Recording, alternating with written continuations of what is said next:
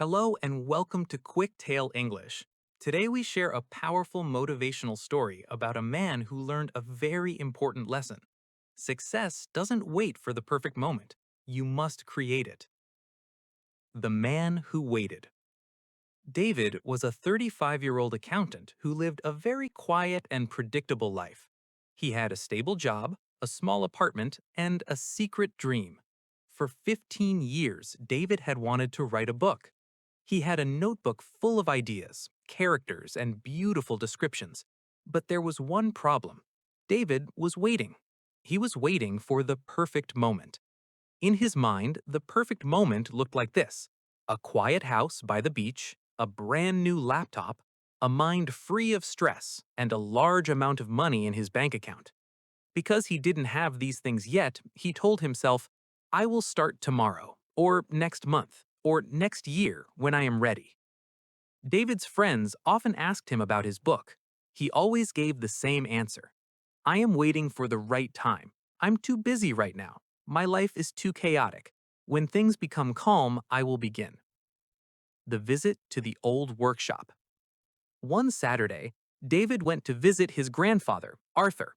Arthur was 80 years old and lived in a small house with a messy garage. Arthur used to be a famous carpenter, but now he spent his time fixing old clocks and broken toys. David sat in the garage and watched his grandfather work. The garage was loud and dusty. There was a radio playing music, the sound of rain on the roof, and the smell of old wood. Grandpa, David said, how did you build so many beautiful things in this messy place? Wasn't it difficult to work with all this noise and chaos?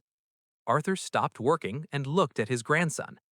David, if I had waited for a clean, quiet, and perfect workshop, I would have never built a single chair. I built my best furniture when I was tired, when I was busy, and even when I was sad. David sighed. I want to write my book, but my life is so busy. I'm waiting for the right moment to start. Arthur laughed softly. The perfect moment is like a ghost, David. Everyone talks about it, but nobody has ever seen it. If you wait for the wind to stop, you will never sail your boat. The Notebook and the Coffee Shop. That night, David couldn't sleep. He thought about his grandfather's words.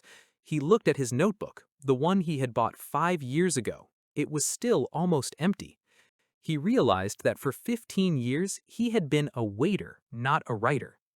The next morning was a typical Monday. It was raining, David had a headache, and he had to go to work in an hour. Usually, he would say, today is a bad day to start. But instead, David took his notebook and walked to a small, noisy coffee shop near the train station. The shop was crowded. People were talking loudly, and the coffee machine was making a lot of noise.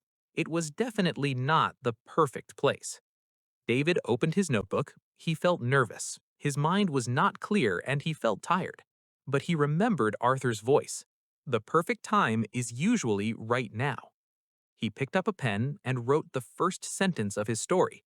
Then he wrote the second. After 30 minutes, he had written 2 pages. They weren't perfect, but they were real. They existed on paper, not just in his head. The power of small steps. For the next 6 months, David changed his life. He stopped waiting for a vacation or a quiet weekend. He started writing for 20 minutes every morning in the train. He wrote during his lunch break at the office.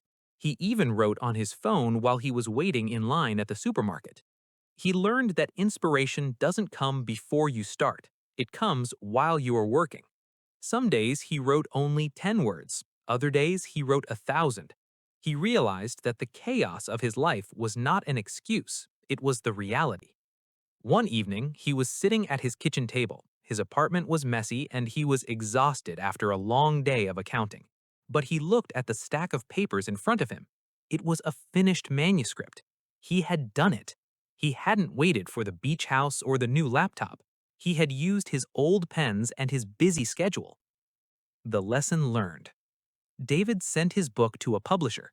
A few months later, he received a phone call. They wanted to publish his book. When he held the first printed copy in his hands, he went to see his grandfather. You were right, Grandpa, David said, showing him the book. The moment wasn't perfect, but the book is. Arthur smiled. The book is good, David, but the fact that you stopped waiting is even better. David's story teaches us a vital lesson. Many people have someday dreams.